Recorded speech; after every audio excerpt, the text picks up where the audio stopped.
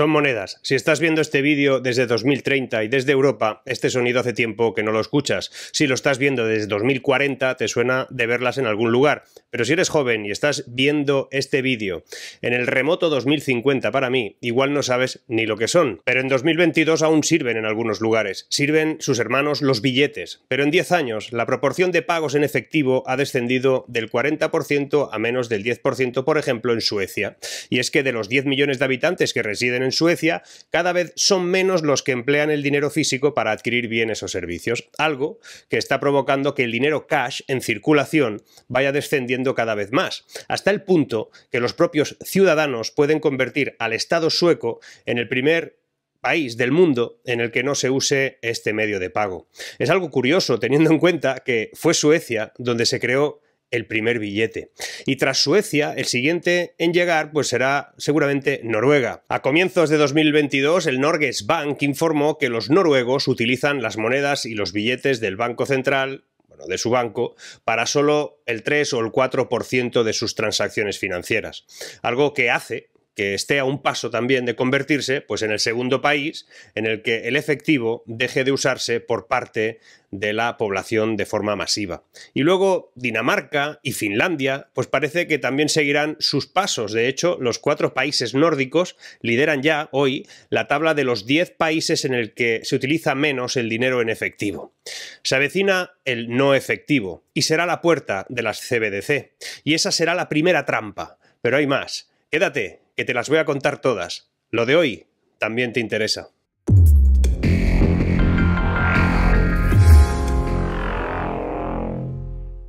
La segunda trampa será la de demonizar y, si es posible, eliminar Bitcoin. Sabéis que diferencio todo ese ruido de las criptomonedas con Bitcoin. Es algo que cuesta explicar y que tiene otros vídeos aquí mismo para que puedas entender a lo que me refiero. Pero recuerda que una cosa es un activo digital, el único que considero es Bitcoin, y el resto de proyectos cripto que pueden funcionar muy bien en cosas muy interesantes, pero que no serán nunca moneda ni dinero. Si en algún momento logramos crear cash digital, ese solo podrá ser uno, por lo menos al principio, y el Banco Central Europeo lo sabe perfectamente y por eso su discurso ya no es en contra de las cripto, es en contra de Bitcoin. El Banco Central Europeo considera que el Bitcoin se encamina hacia la irrelevancia y por eso advierten, dicen, del riesgo de legitimar esta criptomoneda y del potencial daño reputacional para el sector financiero. Fijaros que ya no dicen las criptomonedas. Saben que la diferencia entre una red descentralizada que puede funcionar de reserva y valor o reserva de valor, y que gracias a, por ejemplo, a Lightning Network, que es un sistema de pago como lo es una tarjeta de débito sin esperas y sin coste por transacción, que otro día os lo explicaré, y una cripto que también utiliza la cadena de bloques pero que se rige por una especie de DAO, una especie de grupo que determina las reglas, la diferencia entre ambos es enorme. Por eso, no todos son idiotas allí. Algunos dentro de los bancos centrales y de los gobiernos han iniciado ya una guerra, ahora mismo en serio, contra Bitcoin. Lo demás ya les importa poco. Si derrotas todas las criptos no acabas con Bitcoin, pero si acabas con Bitcoin acabas con el anonimato social. Es la última barrera que nos queda, es la última puerta. El Banco Central Europeo habla de las deficiencias tecnológicas y de diseño que cuestionan el uso de Bitcoin como medio de pago y también como inversión más allá de la especulación, que según ellos parece abocar a la criptomoneda a una irrelevancia notable. Ulrich Winzell, director general de la División de Pagos e Infraestructuras del Mercado del Banco Central Europeo, junto con Jürgen Schaaf, asesor de la alta dirección en la misma área de actividad, defienden, en un escrito que hicieron muy interesante, son del Banco Central, que si bien para los defensores de Bitcoin la aparente estabilización muestra un respiro en el camino hacia nuevas alturas, decían ellos, lo más probable es que sea un último suspiro inducido artificialmente antes del camino absoluto hacia la irrelevancia de Bitcoin. Siguen hablando de valor en lugar de sentido. Ellos creen que la adopción masiva depende de que todo el mundo quiera ser inversor en Bitcoin, cuando en realidad es una dependencia de que pueda ser en realidad un sistema de pago. El origen de Bitcoin es ese, y el objetivo también. Con el tiempo aparecerán otros elementos, pero eso será después. Le pasó a todos los modelos modos de pago anteriores que existen: reserva de valor y modo de pago capaz de medir lo que se entrega a cambio después. La sal, el oro, $1, todos funcionaron igual al principio. Bitcoin fue creado para superar el sistema monetario y financiero existente, comercializándose como si fuera una especie de moneda digital, descentralizada y absolutamente global.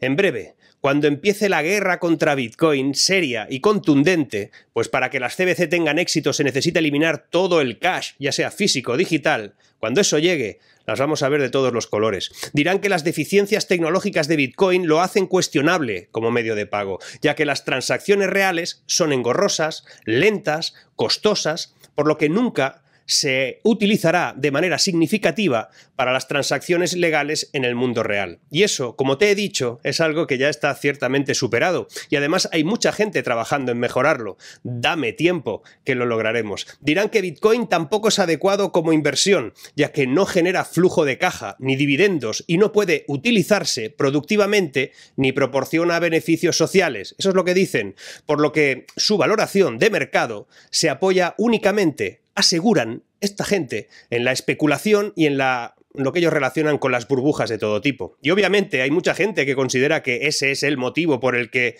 se debe de tener Bitcoin, pero poco a poco ese elemento se va a ir ubicando en su justa medida, como pasó ante otros modelos de pago y valor. Pasa con el dólar, pasa con el euro y pasa con el oro. Dame tiempo, que lo lograremos. Dirán que Bitcoin tiene el futuro complicado porque la normativa y la regulación irá contra lo que supone, que esa batalla será por el bien de la humanidad y que será enérgica, pues a pesar del mal momento que pasa todo el mundo Bitcoin, según ellos, las inversiones de capital riesgo en la industria de la cadena de bloques totalizaron casi 18.000 millones de dólares solo hasta mediados de julio. Pero a este respecto, aplicarán sanciones, regulaciones, sanciones regulatorias a toda la industria financiera convencional por facilitar a los clientes el acceso a Bitcoin y señalarán que la entrada de las instituciones financieras sugiere a los pequeños inversores que las inversiones en Bitcoin son sólidas, cuando eso, dirán ellos, no es real. Acusarán a la banca tradicional de colaborar con Bitcoin. Pronto la banca tradicional se dará cuenta que su enemigo no es el cash digital, se llame Bitcoin o en el futuro se llame de otro modo, sino que su enemigo son las CBDC. Con el euro digital emitido por un banco central, la banca comercial pierde sentido. No sé si se dan cuenta, pero serán nuestros aliados tarde o temprano, como dejaron de serlo cuando se impusieron restricciones al uso del efectivo.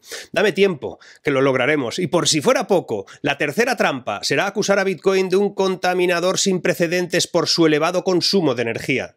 Y dirán que la minería de Bitcoin consume tanta electricidad al año como Austria, eso lo han calculado, mientras que también produce montañas de desechos de hardware del tamaño de Países Bajos. Es muy largo y complejo hablar de todo esto y del modo en el que en realidad el consumo que efectúa el minado y gestión de Bitcoin al final podría ser parte de la solución y no parte del problema. Pero de momento, la Agenda 2030 va a ir poniendo un nuevo icono, ya lo veréis. Será un Bitcoin tachado. Dame tiempo, que lo lograrán. Recapitulemos, antes de entrar en la parte más dura de este vídeo. Pongamos en su lugar a Bitcoin. No nos olvidemos para qué es. Olvídate de otras cosas, olvídate de su cotización. Un Bitcoin no vale nada más que un Bitcoin. Olvida el resto de temas y entrégale todo el valor que tiene. Bitcoin es la primera criptomoneda del mundo y funciona gracias solo a la primera red blockchain pública del mundo. Bitcoin permite enviar y recibir valor desde y hacia cualquier persona en el mundo, usando nada más que una computadora y una conexión a Internet. Y eso es revolucionario porque, a diferencia de cualquier otra herramienta para enviar dinero por Internet, funciona sin necesidad de confiar en un intermediario. La falta de una corporación intermedia significa que Bitcoin es la primera infraestructura pública de pagos digitales del mundo. Nunca hubo otra. Nunca hubo otra igual, y eso los pone nerviosos. Y además es público, simplemente entendemos que esté disponible para todos y que no sea propiedad de una sola entidad. Ahora tenemos infraestructura pública de información, de sitios web, de correo electrónico, a todo eso se le llama Internet. Pero la única infraestructura de pagos públicos que tenemos es el efectivo, el papel moneda, y solo funciona en transacciones cara a cara. Antes de Bitcoin, si quisieras pagarle a alguien de forma remota por teléfono e Internet, no podías hacerlo porque tenías que utilizar una infraestructura que dependía de alguien, no era pública. Dependías de un banco privado para abrir sus libros y agregar una entrada en el libro mayor que tuvieran que debitara o acreditara a una persona a la que se le está pagando. Y si ambos no usan el mismo banco, pues entonces había múltiples bancos y múltiples entradas en ese gran libro mayor que hay ahí en medio. Con Bitcoin, y ya lo sabes, el libro mayor es la cadena de bloques pública y cualquier persona puede agregar una entrada a ese libro mayor, transfiriendo sus Bitcoins a otra persona, independientemente de su nacionalidad, de su raza, de su religión, de su sexo, de su solvencia. Lo pueden crear de cualquier modo, con una cuenta sin costo alguno, una dirección de Bitcoin para recibir pagos digitalmente y ya está. Bitcoin es el primer dinero público accesible globalmente del mundo. Eso es así, y lo saben. ¿Es imperfecto como dicen ellos? Sí. ¿Como dice el Banco Central Europeo? Pues sí, claro que no es perfecto. Tampoco lo era el correo electrónico cuando se inventó en los años 70. Hasta décadas después no pudo utilizarse con garantías. Bitcoin no es perfecto, todavía no se acepta en todas partes, no se usa con frecuencia para cotizar precios y además no siempre es una reserva de valor estable. Pero está funcionando y solo el hecho de que funcione sin ningún tipo de intermediario de confianza. No me dirás que eso no es algo absolutamente excepcional, es brutal, es asombroso, eso ya es un hecho único. Si podemos reemplazar la infraestructura de pagos privados, también podremos reemplazar otros cuellos de botella, también privados, para la interacción humana, y eso es lo que realmente preocupa a los que mandan. Pero no ven que la tecnología DLT blockchain sobre la que se apoya Bitcoin, eso es así, debería ser un aliado, no el enemigo. Aproximadamente 30 millones de personas en España tienen hoy sus números del Seguro Social, datos financieros, personales, direcciones y otros datos expuestos a piratas informáticos en la Deep Web debido a unas brechas que hubo en el SEPE, Servicio de Empleo Público, el Ministerio de Hacienda y el Ministerio de Economía. Y aquí nadie dice nada porque seguramente uno de los remedios para salvaguardarnos de esos modelos de contrato y de datos sería la propia cadena de bloques sobre la que se sujeta Bitcoin. Y eso es mucho reconocer para ellos. Pero volvamos, ¿por qué van a eliminar el efectivo? Pues porque el efectivo siempre ha sido una reserva de valor que es difícil de rastrear. Además, es fácil de transportar y tiene una total aceptación mundial. Pero resulta que los consumidores ya viven en una sociedad sin efectivo, donde los pagos se realizan con un toque de una tarjeta o un teléfono en algún sistema de pago. Y entonces, ¿por qué van a imponer las CBDC? Pues primero, no lo van a hacer. No las van a imponer, las van a hacer más atractivas, nos las van a meter sin forzar. La gente no sabrá o le dará igual completamente ser controlados. Preferirán un euro digital a uno no emitido por el Banco Central Europeo porque con el primero las regalarán, por ejemplo, un fin de semana en Toulouse o lo que sea. Y el tema es que los gobiernos necesitan controlar el dinero y la economía para mantenerse a flote con una deuda históricamente elevada. La razón principal es que nuestros niveles de deuda simplemente han crecido demasiado. La deuda total del sector público y privado en Estados Unidos es del 290% del PIB. Está en la friolera de 371% en Francia y por encima del 250% en la gran mayoría de economías occidentales, incluido Japón. La gran recesión de 2008 nos dejó claro que ese nivel de deuda es demasiado alto. El poder controlar la creación de dinero se ha trasladado de los bancos centrales a los gobiernos, al emitir garantías estatales sobre el crédito bancario durante, por ejemplo, la crisis del COVID. Oye, fijaros cómo tras el COVID ha llegado una guerra y luego una crisis energética, una emergencia tras otra. Y esto es lo que nos espera. Esto significa que los gobiernos no se retirarán de estas políticas monetarias nunca. Desde febrero de 2020, de todos los nuevos préstamos en Alemania, el 40% está garantizado por el propio gobierno. En Francia es el 70% de todos los préstamos nuevos y en Italia es más del 100% porque están refinanciando el crédito antiguo que vence a nuevos esquemas garantizados por el gobierno. Se deben a sí mismos. Recientemente Alemania ha presentado un nuevo enorme plan de garantía, por ejemplo, para cubrir los efectos de la crisis energética. Esta es la verdadera nueva normalidad, aquella de la que hablaban. Para el gobierno, cualquier gobierno, las garantías de crédito son como el árbol mágico del dinero, lo más parecido a una especie de dinero mágico, de dinero gratis. Te he hablado aquí del dinero mágico. No tienen que emitir más deuda pública, no necesitan aumentar los impuestos, simplemente emiten garantías de crédito a los bancos comerciales. Y aquí estamos entrando en una etapa de represión financiera totalmente estructural. Los inversores en bonos y acciones perderán dinero en términos reales, descontando sobre todo la inflación, salvo que logren posicionarse en activos concretos que puedan ganar en este tipo de entornos. Por eso te he dicho que esta parte del vídeo era la más dura. Esto también forma parte del cambio de paradigma, un cambio que los gobiernos necesitan para mantenerse a flote con unas deudas que de otra forma serían insostenibles. La represión financiera significa robar dinero a los ahorradores y a las personas mayores lentamente. La parte lenta es importante para que el dolor no se haga demasiado evidente. Ya estamos viendo cómo se dice que la inflación debería permitirse en un nivel más alto que el objetivo 2% de siempre, el que se estableció en el pasado. Porque ahora nuestro marco de referencia ya se está desplazando hacia arriba. Fijaos que esta semana se hablaba de un IPC en España al 6,8% como una buena noticia económica. Y aquí, con todos estos elementos, los bancos centrales precisan emitir algo que permita controlar a la gente a través de algo tan sensible como su dinero. No lo digo yo, lo dice Lagarde. Atentos. We seek to ensure high standards of privacy for digital euro users, but full anonymity, such as offered by cash, does not appear a viable option, in my opinion. It would contravene other public policy objectives, such as ensuring compliance with anti-money laundering rules and combating the financing of terrorism. And it would also make it virtually impossible to limit the use of the digital euro as a form of investment, for example via holding limits, for which identities of users need to be known. Como veis, el Banco Central Europeo está bien encaminado hacia la represión financiera, y la represión financiera es muy dura, sobre todo para el ahorrador y para buena parte de la población. Pero si se profundiza en su impacto, se puede entender por qué los bancos centrales y los gobiernos están permitiendo esta situación.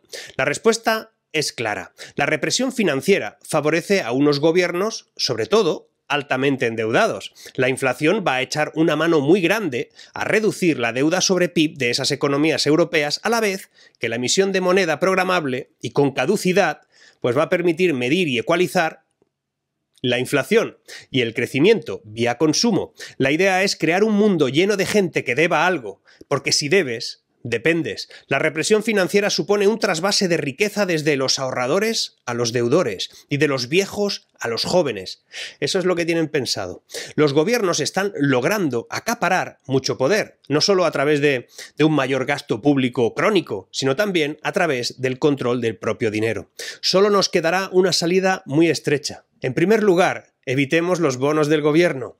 Los inversores en deuda pública van a ser atracados lentamente, poco a poco. Los grandes problemas que tenemos, energía, clima, defensa, desigualdad, nuestra dependencia de la producción de China, todo eso se resolverán con inversiones masivas desde el sector público. Este auge del gasto de capital podría durar mucho tiempo y a las empresas que estén orientadas a ese renacimiento del gasto de capital les va a ir bien. Al oro le irá bien una vez que la gente se dé cuenta de que la inflación no va a bajar a los niveles anteriores de 2020, sino que se ubicarán siempre aproximadamente entre ese 4 y 6%. Por eso, a Bitcoin le irá bien cuando la gente se dé cuenta que se puede ahorrar y utilizar de algún modo. Has visto que Lagarde hablaba de una encuesta. Tremendo. Preguntar a la gente de algo que no saben ofrece las respuestas que uno espera.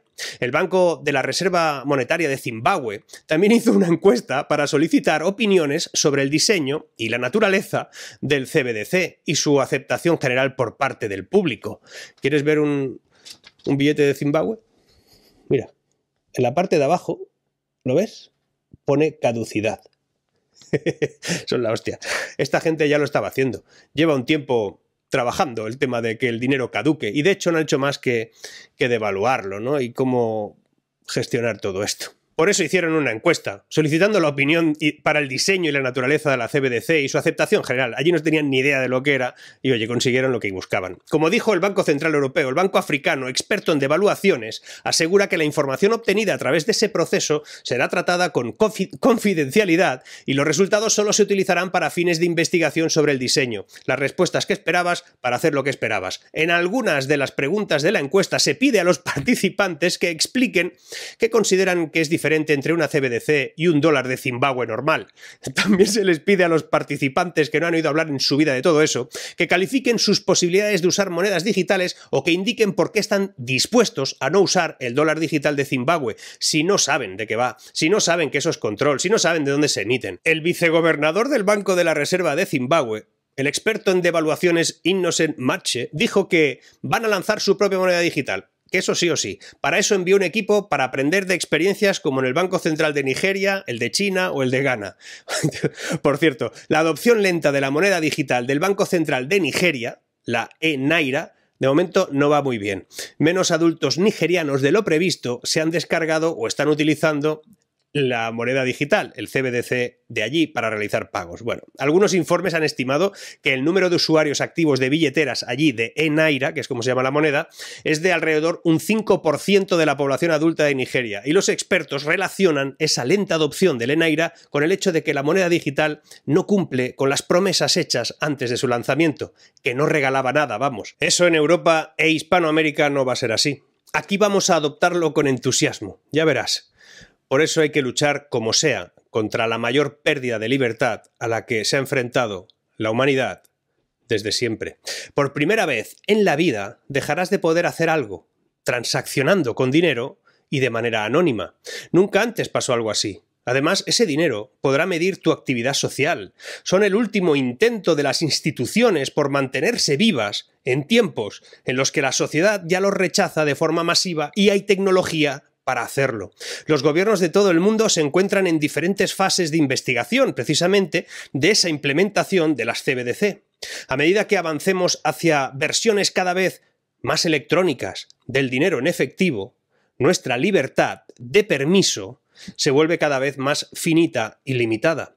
El grupo de trabajo de esas divisas digitales, CBDC, de los 7 grandes bancos centrales que hay en estos momentos en el mundo, el Banco de Canadá, el de Inglaterra, el de Japón, el Banco Central Europeo, como no, la Reserva Federal de Estados Unidos, el Sveriges Riksbank de Suecia, el Banco Nacional Suizo, todas ellas estudian el diseño de sus CBDC bajo el paraguas del Banco de Pagos Internacionales, el famosísimo BIS. Las CBDC revolucionarán el sistema financiero. El dinero iría directamente de los bancos centrales a las wallets de los ciudadanos, a sus monederos digitales. Y los depósitos de los bancos centrales pues se irán reduciendo drásticamente. No sé si se han dado cuenta. El director general adjunto del Fondo Monetario Internacional decía además hace poco que las CBDC pueden permitir que las agencias gubernamentales y los actores del sector privado programen, permitan, creen funciones de políticas específicas, como cupones de consumo, al programar esas monedas digitales para orientar con precisión qué tipo de personas pueden poseer,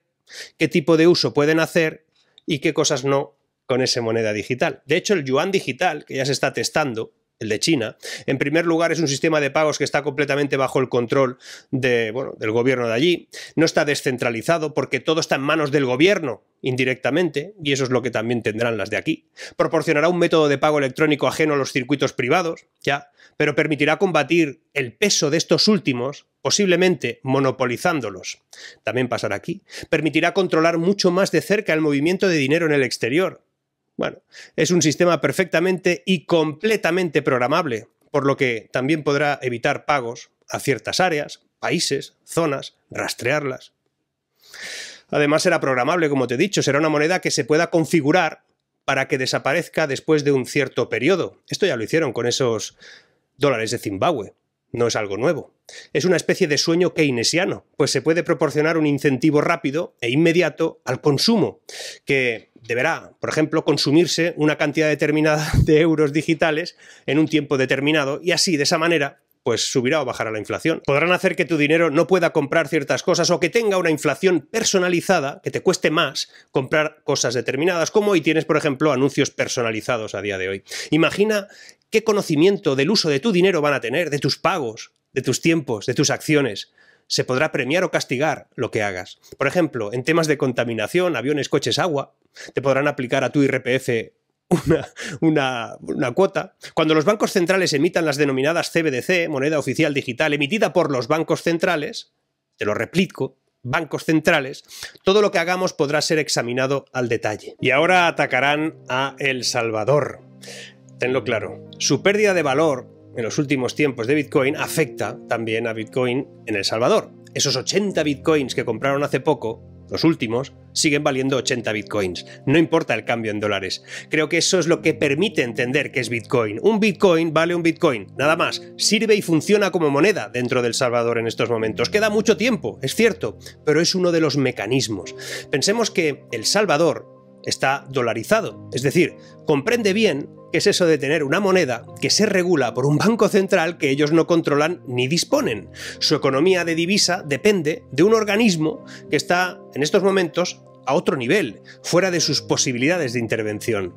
Por eso seguramente entienden que, aunque falte tiempo, ese es un camino. Creo que es una apuesta filosófica, de filosofía económica. Es cuestión de tiempo, confío en ello, que otros organismos empiecen a tener en cuenta que el cash digital es necesario y que la libertad individual se debe a que tengamos disponibilidad anónima y fiable de nuestra riqueza.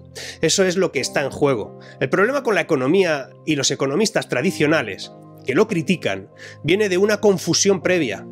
Meten en el mismo saco a todas las criptos, a las NFTs, a los smart contracts, todo con Bitcoin, todo junto. Y ese error es muy habitual y además distorsiona el significado real de todo. Muchos de ellos no comprenden qué es la tecnología blockchain y ahí está el bug, el agujero, el problema, el asunto. Y al igual que sucedió con la Internet de los años 90, necesitamos que la gestión económica de todo esto parta de la innovación para garantizar que estas innovaciones vayan floreciendo y sean aceptadas poco a poco por todos. Los economistas con los que trato todos los días, los tradicionales, observan a Bitcoin como si fuera un activo digital de inversión sin nada detrás. Y se equivocan. Y lo van a descubrir pronto con las CBDC. El 99% de las personas que invierten en criptos no saben nada de las criptos. No conocen ni se han leído ni un solo white paper donde se explique qué hay detrás de esos proyectos. Las criptos no son solo símiles de monedas para pagar. Algunas son modelos de identificación de activos, otras son verificadores de transacciones fuera del sistema tradicional, otras son modelos tecnológicos que permiten eliminar costes de transacciones, o esquemas de gestión privada de documentos en la cadena de bloques, que verifican, por ejemplo, de un modo inapelable algo. Si esos que creen invertir en esos proyectos supieran lo que hay detrás, tal vez comprenderían que no están invirtiendo en divisas, que no están en Forex, sino en acciones de proyectos tecnológicos. Como en todos los negocios, hay empresas potentes y auténticas pifias. En las 9.000 criptos que hay, probablemente solo una decena podrían considerarse startups tecnológicas con algún sentido. El resto no son más que tokens individuales que probablemente arruinarán a los que las estén adquiriendo. Infórmate, porque tu libertad está en juego. Aprende qué es eso de las CBDC, lo que suponen, y explícaselo a los demás. Esto no va de que unos pocos podamos entenderlo y los demás no. La adopción masiva de las CBDC va a ser el final del mundo tal y como lo conocemos.